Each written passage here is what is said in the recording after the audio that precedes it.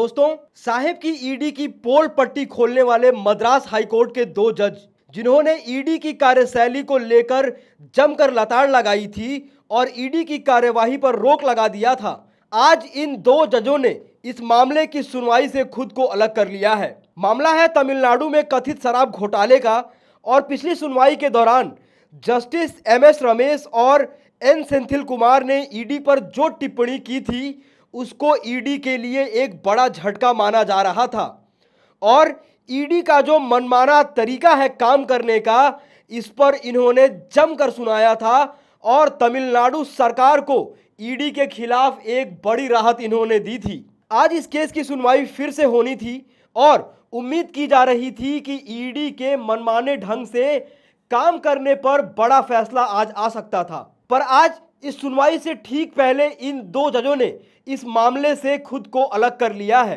ED द्वारा आरोप लगाया जा रहा है कि तमिलनाडु में कथित तौर पर 1000 करोड़ रुपए का शराब घोटाला हुआ है और पिछली सुनवाई के दौरान ईडी की कार्यशैली पर सवाल उठाए गए थे। क्या इन जजों का इस केस से खुद को अलग करना महज एक संयोग है या फिर न्यायपालिका साहिब के भयंकर दबाव में है? पूरा मामला बेहद ही गंभीर है, तो वीडियो में अंत तक बने रहिएगा। पर वीडियो में आगे बढ़ने से पहले अगर आप चैनल पर पहली बार आए हैं तो चैनल को अभी सब्सक्राइब करें और बेल आइकॉन दबा दें ताकि चैनल से जुड़ी तमाम जानकारी आपको मिलती रहे। देखिए दोस्तों, बार एंड बेंच की खबर है आपके स्क्रीन पर। ईडी के खिलाफ कड़ी टिप्पणी के बाद मद्रास उच्च न्यायालय की पीठ ने टैस्मैक छापेमारी मामले की सुनवाई से खुद को अलग कर लिया। एक महत्वपूर्ण घटनाक्रम में जस्टिस एम.एस. रमेश और जस्टिस एन. सेंथिल कुमार की मद्रास हाईकोर्ट की बेंच, जो तमिलनाडु राज्य विपणन निगम यानी कि टैस्मैक के परिसर पर परिवर्तन निदेशालय के छापों से संबंधित मामलों की सुनवाई कर रही थी, इस बेंच ने मंगलवार को इस मामले की सुनवाई से खुद को अलग कर लिया। पीठ ने आज कहा कि हम टैस्मैक के मामले से खुद को अलग कर रहे हैं, हम इसे नहीं ले रहे हैं। हमारे पास कुछ कारण हैं। दरअसल हम इसे कल चाहते थे, लेकिन हमने पहले ही आदेश पर हस्ताक्षर कर दिए हैं, इसे आज पोस्ट कर रहे हैं। लेकिन इसके बाद हमने पाया कि इस मामले को नहीं ले सकते हैं, यह वैकल्पिक पीठ के समक्ष जाएगा। यानी कि एक तरह से इन जजों ने खुद को इस केस की सुनवाई से पूरी तरह से अलग कर लिया है। साहिब को जब भी किसी विपक्ष के नेता को निशाना बनाना होता है तो उस राज्य में शराब घोटाले का जिन बाहर आ जाता है और विपक्ष के नेताओं पर ईडी की ताबड़तोड़ कार्यवाही शुरू हो जाती है। शराब घोटाला मामले में दिल्ली के मुख्यमंत्री और उप मुख्यमंत्री अरविंद केजरीवाल और मनीष सिसोदिया फंसे। झारखंड में शराब घोटाले का हवाला देकर मुख्यमंत्री हेमंत सोरेन के करीबी नेताओं पर छापेमारी की गई। छत्तीसगढ़ में भी कथित शराब घोटाले का हवाला देकर भूपेश बघेल और अन्य नेताओं पर कार्रवाई की गई और अब तमिलनाडु में भी साहिब की ईडी इसी स्क्रिप्ट पर काम करती हुई नजर आ रही है। केंद्र सरकार और तमिलनाडु सरकार के बीच डिलिमिटेशन और न्यू एजुकेशन पॉलिसी को लेकर तकरार लगातार बढ़ रहा है और अब तमिलनाडु में भी कथित शराब घोटाले की बात कही जा रही है। तमिलनाडु स्टेट मार्केटिंग कॉरपोरेशन यानी कि टैस्मैक एक सरकारी कंपनी है जिसका तमिलनाडु में मादक पेय पदार्थों की थोक और खुदरा बिक्री पर एकाधिकार है।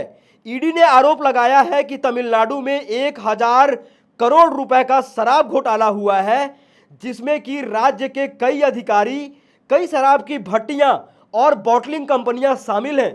इस पूरे घोटाले के केंद्र में तमिलनाडु सरकार की कंपनी टैस्मैक है और इस मामले में 6 मार्च को टैस्मैक हेडक्वार्टर समेत तमिलनाडु में कई जगहों पर ईडी ने छापेमारी की थी।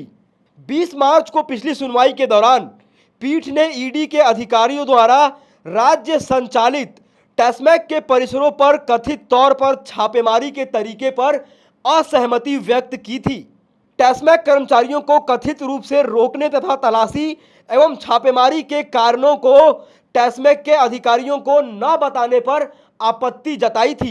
इसके बाद न्यायालय ने ईडी को राज्य और टैस्मैक द्वारा दायर याचिकाओं पर अपना जवाब दाखिल करने को कहा था। न्यायालय ने मौखिक रूप से परिवर्तन निदेशालय से कहा था कि फिलहाल टैस्मैक अधिकारियों के खिलाफ कोई दंडात्मक कार्रवाई ना की जाए। यह मामला 6 से 8 मार्च के बीच टैस्मैक के परिसरों पर की गई ईडी की छापेमारी से संबंधित है।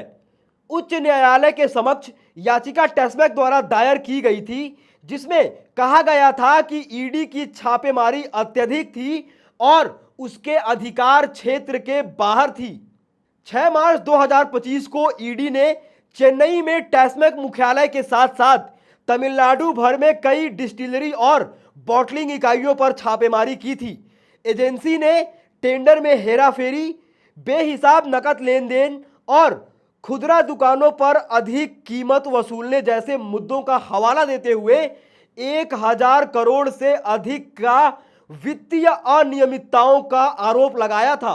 ईडी के अनुसार टैस्मैक खुदरा दुकानें कथित तौर पर ग्राहकों से प्रति शराब बोतल पर अनिवार्य खुदरा मूल्य यानी कि एमआरपी से अधिक पैसे वसूल रही थी।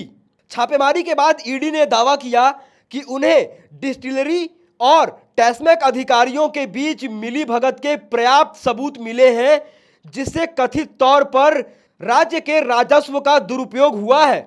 इन खुलासों से राजनीतिक तनाव पैदा हो गया था। विपक्षी पार्टी भारतीय जनता पार्टी ने पारदर्शिता और भ्रष्टाचार के खिलाफ कार्रवाई का मांग करते हुए तमिलनाडु में विरोध प्रदर्शन किया था।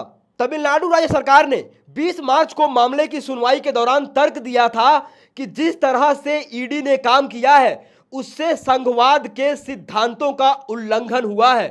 20 मार्च को हुई सुनवाई के दौरान अदालत ने उन आरोपों पर भी चिंता व्यक्त की थी कि परिवर्तन निदेशालय ने टैस्मैक परिसर पर नियंत्रण कर लिया तथा कर्मचारियों को लंबे समय तक वहां पर रुकने के लिए मजबूर किया था। और अब इस मामले से इन दोनों जजों ने खुद को अलग कर लिया है। दोस्तों, आप इस पूरे मुद्दे पर क्या सोचते हैं, क्या राय रखते हैं? जिस प्रकार से ईडी के मनमाने रवैये पर सवाल उठाने वाले जजों ने इस केस से खुद को अलग कर लिया है, इस पर आप क्या राय रखते हैं? अपनी राय टीका टिप्पणी कमेंट बॉक्स में जरूर लिखें। बाकी ऐसी तमाम खबरों के लिए देखते रहिए देश नीति। धन्यवाद।